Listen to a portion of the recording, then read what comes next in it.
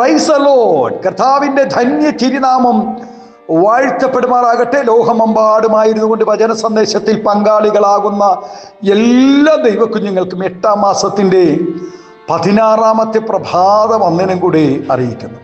പ്രാർത്ഥനയോടുകൂടെ ഈ പ്രഭാതവും ദൈവസ്ഥിതി നമുക്ക് അടുത്തു ചെല്ലാം. ഉൽപ്പത്തി പുസ്തകം 21-ാം അധ്യായം 16-ാം വാക്യം ഇപ്രകാരം വായിക്കുന്നു: അവൾ പോയി അതിനെതിരെ ഒരമ്പിൻ പാട് ദൂരത്തിരുന്നു. കുട്ടിയുടെ മരണം എനിക്ക് കാണേണ്ട എന്ന് പറഞ്ഞ് എതിരെ ഇരുന്ന് ഉറക്കെ കരഞ്ഞു.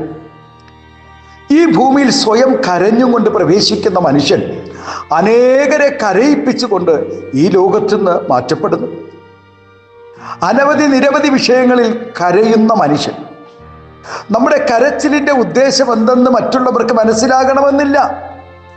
അഥവാ മനസ്സിലാക്കിയാലും മറ്റുള്ളവർക്ക് അത് വിഷയമായി തോന്നുകയോ അല്ലെങ്കിൽ അവർ മനസാക്ഷി ഇല്ലാത്തവരായി നമ്മെ സഹായിക്കാതെ ഇരിക്കുകയും ചെയ്തേക്കാം. പലരുടെയും സഹായങ്ങളും നിസ്സഹായതയും നിമിത്തം നമ്മെ ആശ്വസിപ്പിക്കുവാൻ അവർക്ക് കഴിഞ്ഞില്ലെന്നും വരാം. നമ്മുടെ കരച്ചിലിന്റെ മുമ്പിൽ മറ്റുള്ളവർ നിസ്സഹായരായി നിൽക്കുമ്പോഴും നമ്മുടെ നെടുവീർപ്പുകൾ പോലും ആഴത്തിൽ ഗ്രഹിച്ചറിയുന്നവനും അതിന് മറുപടി തരുവാൻ നമ്മുടെ ദൈവം വിശ്വസ്തനും ശക്തനുമാണ്. സഹോദരന്റെ വേർപാടിൽ ദുഃഖത്തിൽ ചേർന്നുകൊണ്ട് മാർത്തയോടും മറിയയോടും കൂടെ കരഞ്ഞും കൊണ്ടിരുന്നവർ വളരെ പേരുണ്ടായിരുന്നു. ആ ഭവനത്തിന്റെ ദുഃഖങ്ങളിൽ അനേകർ പങ്കുചേർന്നെങ്കിലും നമ്മുടെ കർത്താവിന് മാത്രമേ അവരുടെ പ്രശ്നങ്ങൾക്ക് പരിഹാരം കൊടുക്കുവാൻ കഴിഞ്ഞുള്ളൂ. ആമേൻ. തകർന്ന ഹൃദയത്തോടുകൂടിയുള്ള കരച്ചിൽ പ്രപഞ്ചത്തെ നിയന്ത്രിക്കുന്നവന്റെ കരങ്ങളെ ചലിപ്പിക്കുക തന്നെ ചെയ്യും.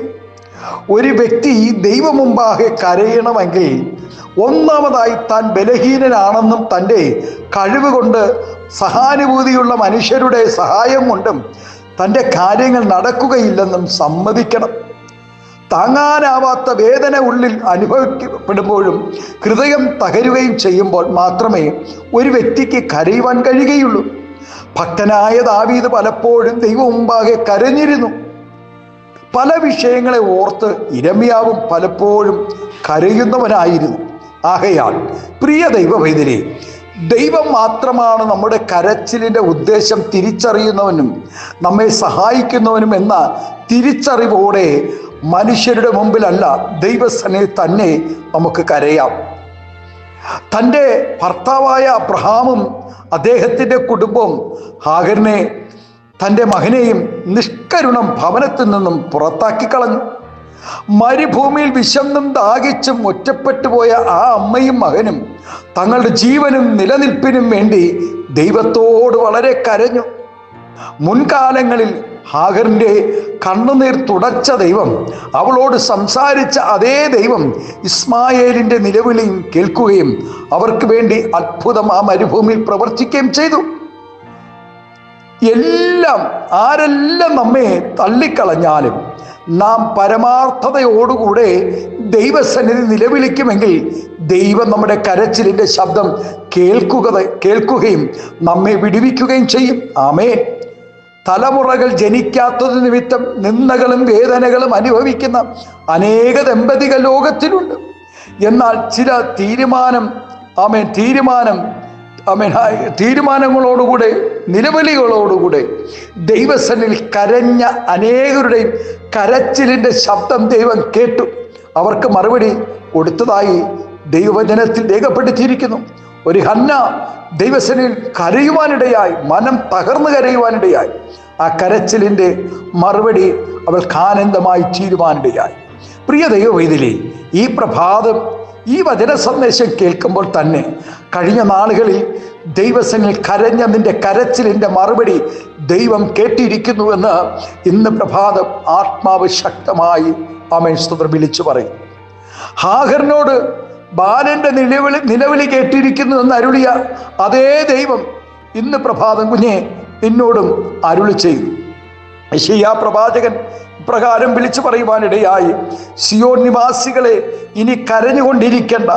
നിങ്ങളുടെ നിലവിളിയുടെ ശബ്ദത്തിങ്കൽ അവൻ നിശ്ചയമായി കരുണ തോന്നും. അത് കേൾക്കുമ്പോൾ തന്നെ അവൻ ഉത്തരമരുളുവാനിടയാകും. അതെ, ഈ പ്രഭാതം കരയുന്ന ദൈവവേദലേ, സാമ്പത്തിക ഞെരുക്കങ്ങളിലായിരിക്കുന്ന, മാനസികമായ നിരാശകളിലായിരിക്കുന്ന, ഏകാന്തതയുടെ അനുഭവങ്ങളിലായിരിക്കുന്ന, നല്ല ഭവനമില്ലാതെ, സ്വന്തം ഭവനമില്ലാതെ, ഒരു സെന്റ് ഭൂമി പോലുമില്ലാതെ ഭാരപ്പെടുന്ന അനേക ദൈവക്കുഞ്ഞുങ്ങളുടെ കരച്ചിലിൻ്റെ മറുപടികൾ ആമേൻ നൽകുന്ന സ്തോത്രം ദിനങ്ങളാണ് ഈ പ്രഭാതമെന്ന് ശക്തമായി സ്തോത്രം പറയട്ടെ. വിശ്വസിക്കാമോ? ഈ പ്രഭാതം നമുക്ക് ഒരുമിച്ച് പ്രാർത്ഥിക്കാം. അതേ, ദൈവവേദിലെ പ്രാർത്ഥനയുടെ മറുപടി നൽകുവാനിടയായി. അവൾ പോയി തൻ്റെ കുഞ്ഞിൻ്റെ മരണം കാണണ്ട എന്ന് പറഞ്ഞു ഒരമ്പുമാറ് ദൂരത്ത് ചെന്നിരുന്ന് കരഞ്ഞ ഹാഗറിനോട് പറയുന്നു, ബാലൻ്റെ നിലവിളി കേട്ടു. സ്തോത്രം. ഹല്ലേലൂയ. കരഞ്ഞത് അമ്മയാണ്. എന്നാൽ സ്തോത്രം, ദൂതൻ പറയുന്നു ബാലൻ്റെ നിലവിളി കേട്ടു. അങ്ങനെയാണെങ്കിൽ ഇന്ന് പകൽക്കാലം ഈ ശബ്ദം ശ്രവിക്കുന്ന മാതാപിതാക്കളെ, സഹോദരങ്ങളെ, നിങ്ങൾ കരയുമ്പോൾ നിങ്ങളുടെ തലമുറകൾക്ക് വേണ്ടി സ്വർഗമെന്ന പകൽക്കാലം തൻ്റെ കരം പ്രവർത്തിപ്പാനിടയാകും. കണ്ണുനീർ കാണുമ്പോൾ മനസ്സറിയുന്ന കർത്താവ്, നിലവിളി കേൾക്കുന്ന ആ സർവശക്തനായ ദൈവം ഇന്ന് പകൽക്കാലം നിന്റെ പ്രാർത്ഥനയുടെ, നിന്റെ നിലവിളിയുടെയും മറുപടി നൽകാൻ പോകുന്നു. വിശ്വസിക്കാമോ? കണ്ണുകളടയ്ക്കാം, പ്രാർത്ഥിക്കാം. പരിശുദ്ധ പിതാവേ, നല്ല ദൈവമേ, സ്നേഹവാനായ ഞങ്ങളുടെ നല്ല കർത്താവേ, ഏതൊക്കെ വിഷയങ്ങൾക്ക് വേണ്ടി അങ്ങയുടെ കുഞ്ഞുങ്ങൾ ഭാരപ്പെടുന്നുവോ, നിലവിളിക്കുന്നുവോ, കഴിഞ്ഞ നാളുകളിൽ ഒരു പ്രാർത്ഥനയുടെ മറുപടിക്കായി നിലവിളിച്ചു കാത്തിരുന്ന് ഉപവസിച്ച ദൈവ കുഞ്ഞുങ്ങളുടെ പ്രാർത്ഥനയുടെ മറുപടികൾ സ്വർഗം നൽകി ആദരിക്കണം, മാനിക്കണം, അനുഗ്രഹിക്കണം, മഹത്വം അങ്ങെടുക്കണം.